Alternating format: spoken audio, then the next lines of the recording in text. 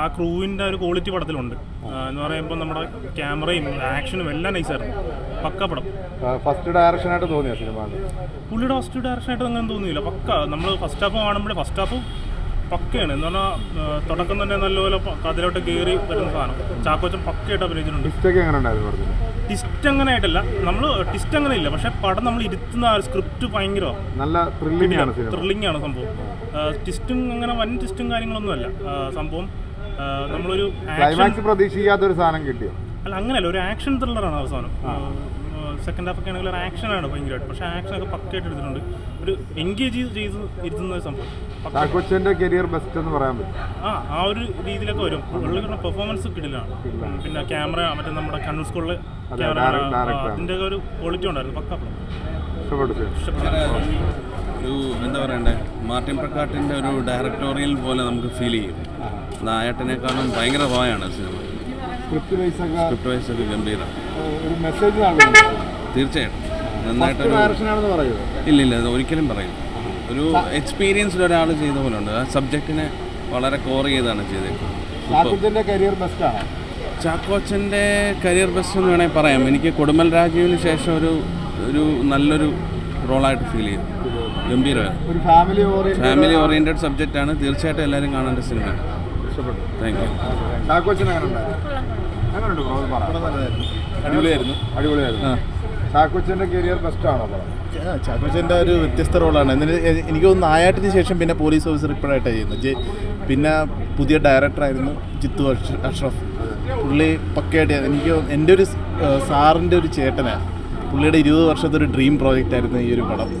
Success ആയെന്ന് തന്നെ വിചാരിക്കാം. പക്ഷേ സ്റ്റോറി ലൈനപ്പോൾ അടിപൊളിയായിരുന്നു. പ്രത്യേകിച്ച് ആ മ്യൂസിക്, ജെയ്ക്സ് ബിജോയുടെ മ്യൂസിക്കും അതിഗംഭീര മ്യൂസിക്കാണ്. അതാണ് പടത്തിനെ നമ്മൾ മുന്നോട്ട് കൊണ്ടുപോകുന്നത്.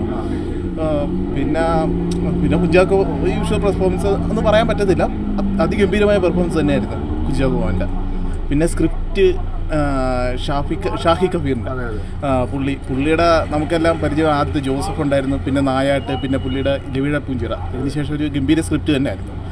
നമ്മൾ പ്രതീക്ഷിച്ചില്ല. സെക്കൻഡ് ഹാഫ് വേറൊരു തരത്തിലാക്കി കളഞ്ഞോളാം.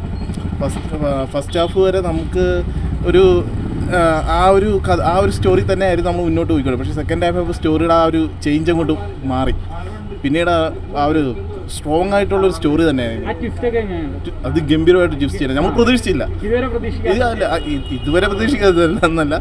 ആ സിനിമ കണ്ടുകൊണ്ടിരുന്നപ്പോൾ ആദ്യത്തെ ആ ഒരു ഇതില്ലായിരുന്നു. ആ ഒരു പ്രതീക്ഷ തന്നെ ആയിരുന്നു. പക്ഷേ അതിനെ കവച്ചു വെച്ചിട്ടുള്ള ഒരു രീതിയിലായി ഒരു രക്ഷയില്ല കേട്ടോ. പക്ഷെ കുഞ്ചാക്കോന് ഇതേപോലത്തെ ഒരു റോള് നേരത്തെ കിട്ടേണ്ടേ ആയിരുന്നു. എനിക്കൊന്ന് കേരളത്തിലെ പോലീസുകാർ കുഞ്ചാക്കോനെ പോലെ ആയ കൊള്ളായിരുന്നു കേട്ടോ. ആ പക്ക മാർക്സ് എന്ന് വെച്ചാൽ ഒരു രക്ഷയില്ല. അത് കുഞ്ചാക്കോവൻ കയറി വരുമ്പോൾ ഒരു ഡയലോഗുണ്ട് പോലീസുകാരുടെ. ആ ഡയലോഗ് ഞാൻ പറയുന്നില്ല. ഇതായത് ഒരു പെൺകുട്ടികളുള്ള അച്ഛനമ്മമാർ തീർച്ചയായിട്ടും കണ്ടിരിക്കേണ്ട ഒരു സിനിമയാണ്. ശരിക്കും പറഞ്ഞാൽ ചില സീനൊക്കെ കാണുമ്പോൾ ഞാൻ കരഞ്ഞു പോയി. നല്ല ഒരു ത്രില്ലർ, അടിപൊളി. അതേ പറഞ്ഞ കുഞ്ചാക്കോനൊക്കെ പോലത്തെ ഒരു പോലീസുകാർ വേണ്ടായിരുന്നു. ഒരു രക്ഷയില്ല. ബെസ്റ്റ്, അടിപൊളി ഡയറക്ഷൻ, ഒരു രക്ഷയില്ല. ക്രിസ്പൊക്കെ അടിപൊളി, ഒട്ടും ലാഗ് തന്നെ ഇല്ല. ഇതെല്ലാവരും തിയേറ്ററിൽ തന്നെ ഒന്ന് കാണുക.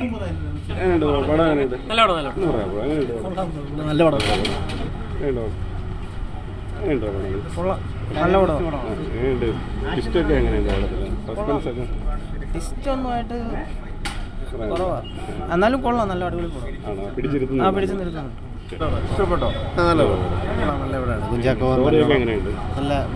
നല്ലൊരു മേക്ക് ഓവറായിരുന്നു. പോലീസ് സ്റ്റേഷൻ നന്നായിട്ട് നല്ലോണം ഹാൻഡിൽ ചെയ്തിട്ടുണ്ട്. സൂപ്പർ പടം. ടിസ്റ്റൊക്കെ എങ്ങനെയാണ്?